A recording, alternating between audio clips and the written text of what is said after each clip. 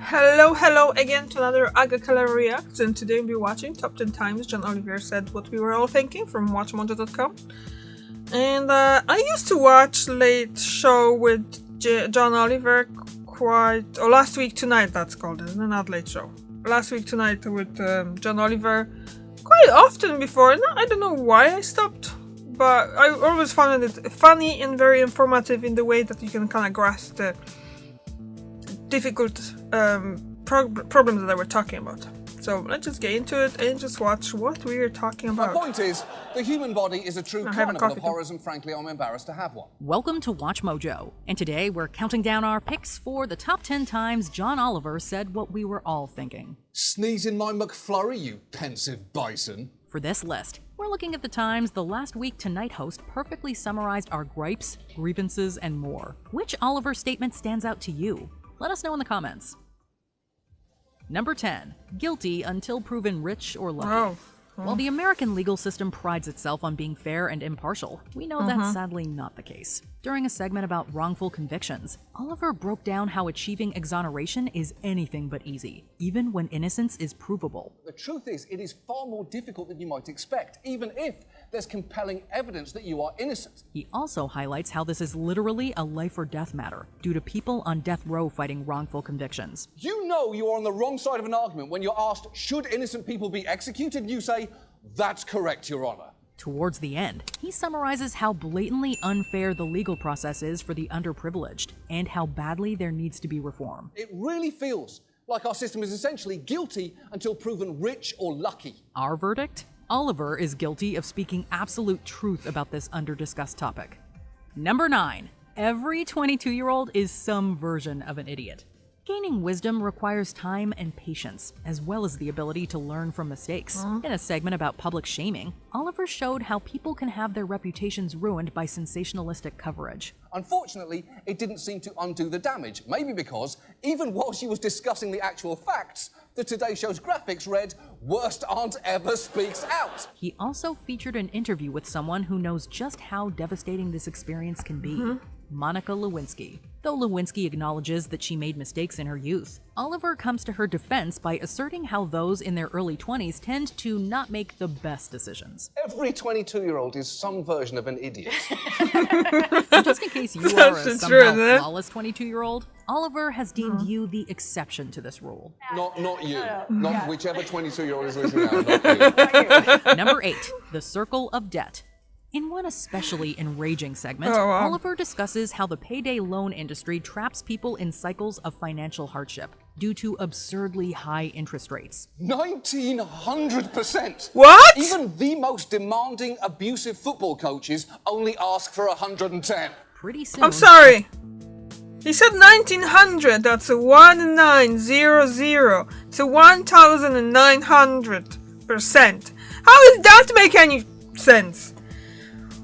Whoa. Fairly small debt can become a massive one. This is no accident, as Oliver shows a diagram from one lender that anticipates borrowers defaulting on loans and subsequently taking out another. Because an actual Ace Cash training manual for employees featured a diagram which starts with the customer applying for an Ace loan, moves through them spending the money on that loan, being unable to pay it back, and then being forced to apply for an Ace loan again. He pointedly calls this, quote, a recycling symbol for human misery, before breaking out into a new version of a certain classic song from The Lion King. It's the circle of debt, and it screws us all. A few years later, Oliver made his way into the Lion King universe when he voiced Zazu in Disney's photorealistic remake. Simba, you can't escape your destiny. Sadly, he didn't get to perform this song. Become a Watch Mojo channel member and get exclusive perks like Mojo emojis, loyalty badges, priority comment replies, and exclusive members-only content, including live list rankings with the Mojo staff and peeks behind the scenes. Don't miss out. Number 7. Tax grievances. Filing and paying taxes can feel like having a tooth pulled without any anesthesia. But leave it to John Oliver to sum up exactly why it's such a pain. Early in a segment about the IRS, Oliver brings up how the agency brings together two things that people tend to not enjoy. Dealing with them is obligatory, it often functions badly, and it combines Two of the things that we hate the most in life, someone taking our money and math. However, this isn't Oliver calling for an end to the IRS or taxes. The segment is mostly sympathetic to the IRS, pointing out how adversely affected they've been by cuts, and ending with a performance from Michael Bolton himself. Tell me, how are we supposed to live without you? But it's still nice to know that Oliver understands precisely why tax season stresses so many people out. Look, IRS, you're never going to be anyone's favourite agency. You know that. You're boring. You're unlikable. But here's the thing. Deep down, we need you. Number 6. Human Boat Shoe. Boat John shoe. Oliver isn't That's a shy newer about one, huh? voicing his frustration when someone rubs him the wrong way. And few people attract Oliver's rage quite like Tucker Carlson. Our main story tonight concerns, I'm sorry to say, Tucker Carlson. A man who gives Tuckers an even worse name than they already have. Oliver has gone after the Fox News host numerous times for bad faith arguments and misleading statements. And he tends to do it with a mix of both exasperation and creativity. Oh, and a dash of profanity. What are you talking about, you performatively outraged wedge salad? In one segment, Oliver deconstructed Carlson's inaccurate claims about voting by mail. He pretends to consider the possibility that Carlson wants to have an actual discussion. Is it you just engaged in a dialogue in good faith, so thank you? However, he ends things by suggesting that's not the case, and that Carlson is a living embodiment of a certain kind of footwear. You human boat shoe. Yeah, we wouldn't want to get on John Oliver's bad side. Number 5. Things are gonna be weird for a while. The early days of the COVID-19 pandemic were scary for many reasons. One of the biggest was just how much uncertainty there was. Well.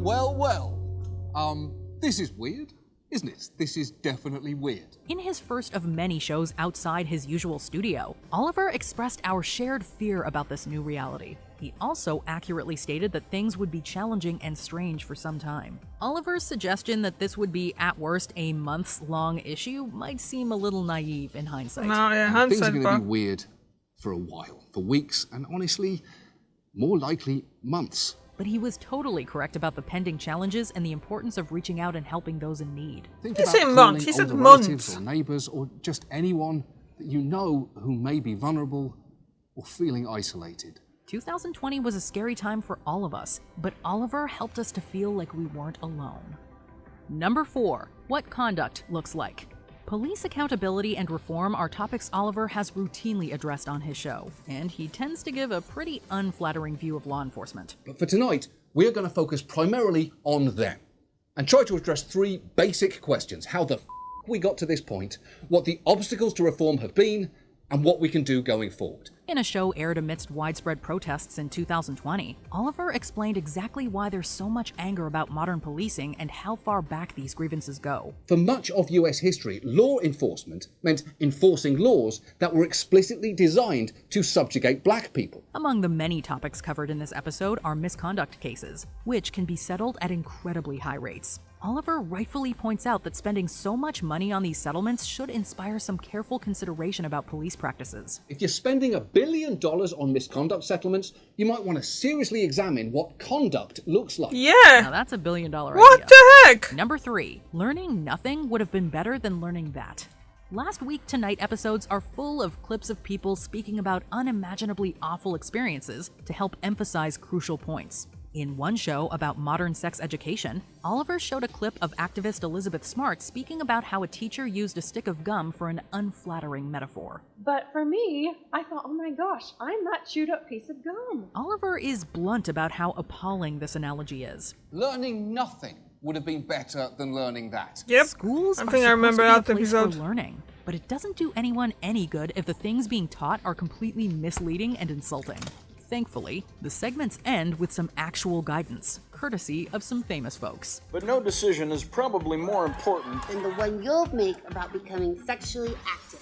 And if you do, there's a few things you should definitely know. Number 2. Ignoring the history that you don't like is not a victimless act. History is a core part of modern education, but not all history lessons are created equal. In a segment about how poorly American students are taught about history, he shows just how much misinformation is spread and how vital it is for there to be accuracy, no matter how unflattering it might seem. And it can be hard to deal with what your ancestors did. Trust me, I'm British. There you While go. some might Yeah. argue there's no real harm in trying to paint a rosier portrait of the past, Oliver explains why that's not the case. Because ignoring the history that you don't like is not a victimless act. By No. pointing out the long-term consequences of poor historical education, he makes the need for proper education all the more apparent. Because while it might seem obvious, history isn't over yet. Number 1, you don't need people's opinion on a fact. One of John Oliver's Yeah. key skills is using a small number of words to make a massive point. When speaking about climate change, Oliver cuts through the idea that opinions should always influence action. There's that Gallup poll that came out last month, which found 1 in 4 Americans is skeptical of all the effects of climate change and thinks this issue's been exaggerated. Who gives a shit?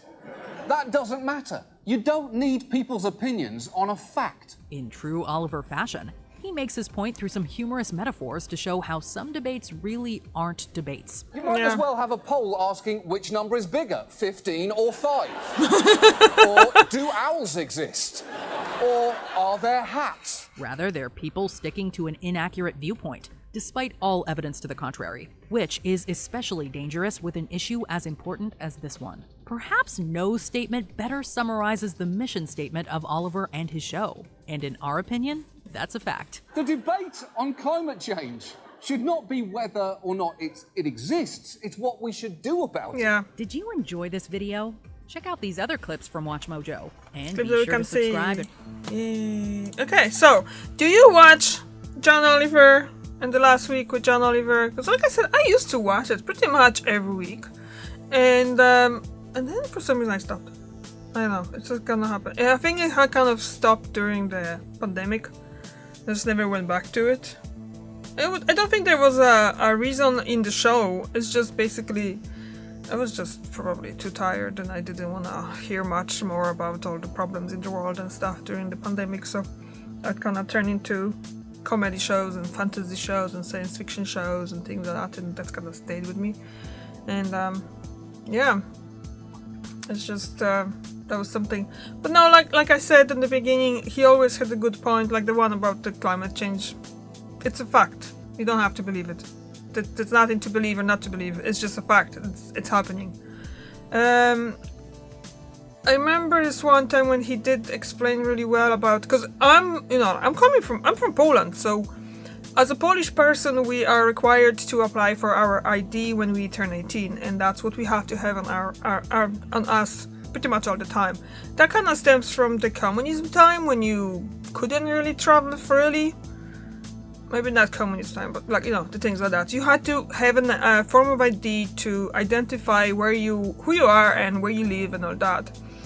But that isn't really a case in every state in America. And I remember I was watching that when it was again some kind of big elections, and the Republicans wanted to try and bring that requirement that everyone have to vote and show an ID. And to me that was just like, what you mean they don't have to do it right now? Why not? I could not understand it.